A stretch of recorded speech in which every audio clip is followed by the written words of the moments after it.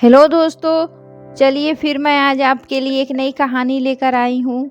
एक साल पहले की बात है। आरती नाम की एक लड़की थी जो रांची के एक कोचिंग क्लास में बैंकिंग की तैयारी करती थी। आरती की कोचिंग क्लास के नीचे एक छोटा सा रेस्टोरेंट था।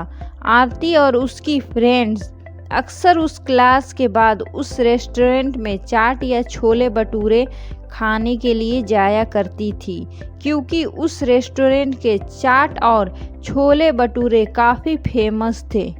एक दिन आरती का बर्थडे था, तो आरती के फ्रेंड्स ने एक प्लान बनाया कि क्लास ख़त्म होने के बाद हम लोग नीचे के रेस्टोरेंट में आरती का बर्थडे सेलिब्रेट करेंगे।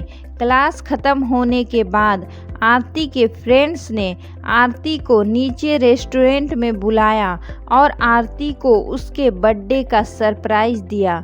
अभी सभी कोई मिलकर बर्थडे को सेलिब्रेट करने लगे। उस रेस्टोरेंट के काउंटर पे एक 24 साल का लड़का कैशियर का काम करता था। जब आरती और उसके फ्रेंड्स बर्थडे सेलिब्रेट करने के बाद रेस्टोरेंट से बाहर जाने लगे, तब उस लड़के ने आरती को आवाज़ लगाई।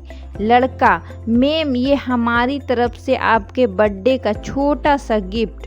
आरती, थैंक यू। रात को जब आरती ने उस लड़के के द्वारा दिए गए गिफ्ट को खोला तो देखा कि अंदर एक छोटी सी प्रिंसेस थी जो कि एक पेड़ के नीचे बैठी थी, और उस गिफ्ट के अंदर एक लेटर भी था। आरती ने उस लेटर पढ़ा। उसमें लिखा था, आरती, आप बहुत ही मासूम और प्यारी हो। जब भी आप रेस्टोरेंट में आती हो तो मेरी नज़रें सिर्फ आपके चेहरे को ही देखती रहती है। आपकी मुस्कुराहट को देखकर मेरी भी चेहरे पे एक चमक आ जाती है। वैसे मेरा नाम रोहित है। अगले दिन जब आरती और उसकी फ्रेंड्स रेस्टोरेंट में आए तो काउंटर में बैठा रोहित आरती की तरफ ही देखा, लेकिन आरती ने अपनी नज़रें झुका ली और अपनी फ्रेंड से बातें करने लगी। अब जब भी आरती रेस्टोरेंट आती तो रोहित की तरफ एक झलक देखती और फिर उसे इग्नोर करने लगती, और इसी तरह कुछ दिन बीत गए। रोहित आरती से बात करना चाहता था, लेकिन आरती की तरफ से कोई जवाब नहीं मिलने के कारण रोहित भी बात करने की हिम्मत नहीं जुटा पा रहा था।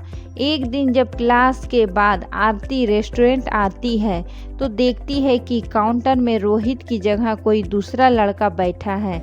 आरती सोचती है कि शायद रोहित का तबीयत खराब होगा, इसलिए वह आज काम पे नहीं आया। लेकिन देखते ही देखते एक सप्ताह बीत जाता है। अब आरती थोड़ी परेशान होने लगती है और काउंटर पर जाके पूछती है कि जो रोहित नाम का लड़का यहाँ पे काम करता था वो अभी कहाँ है, उसने काम छोड़ दिया क्या? काउंटर पे बैठा लड़का आरती को कहता है कि नहीं, रोहित भैया ने काम नहीं छोड़ा, मालिक ने उन्हें मार्केट वाले रेस्टोरेंट पे भेज दिया है। अगले दिन आरती उस मार्केट वाले रेस्टोरेंट पर जाती है तो रोहित को देखकर उसके चेहरे पे एक मुस्कान दिखने लगती है।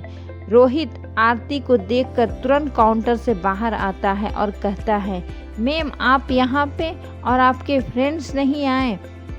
आरती, नहीं, बात ऐसी है कि मैं कुछ काम से मार्केट आई थी और मुझे थोड़ी भूख भी लगी थी तो मैं यहाँ आ गई। रोहित, अच्छा किया मैम, आप बैठो, मैं आपके लिए कुछ लेकर आता हूँ। आरती, आपका नाम रोहित है ना? रोहित, हाँ। आरती, मुझे आपसे कुछ बात करनी है, क्या आप कल मुझसे क्लास के बाद मिल सकते हो? रोहित, ठीक है मैम, कल मैं क्लास के बाद आपसे मिल लूँगा। क्लास ख़त्म होने के बाद दोनों मिलते हैं। आरती रोहित से कहती है कि देखो, आप मुझे अच्छे लगते हो, लेकिन मैं इस प्यार में नहीं पड़ना चाहती, मुझे अपने पढ़ाई और कैरियर को देखना है। रोहित ने कहा, देखो मैम, मैं कुछ ऐसा नहीं करूँगा जिससे कि आपकी पढ़ाई को नुकसान हो, लेकिन मैं क्या करूँ, आपको देखते ही देखते मुझे कब आपसे प्यार हो गया मुझे पता भी नहीं चला। अब दिल चाहता है कि अपनी पूरी ज़िंदगी आपके साथ रहूँ। आरती रोहित की बात सुनकर वहां से चली जाती है। रात में आरती सिर्फ रोहित के बारे में ही सोच रही थी, क्योंकि आरती के दिल में भी रोहित के लिए प्यार जागने लगा था।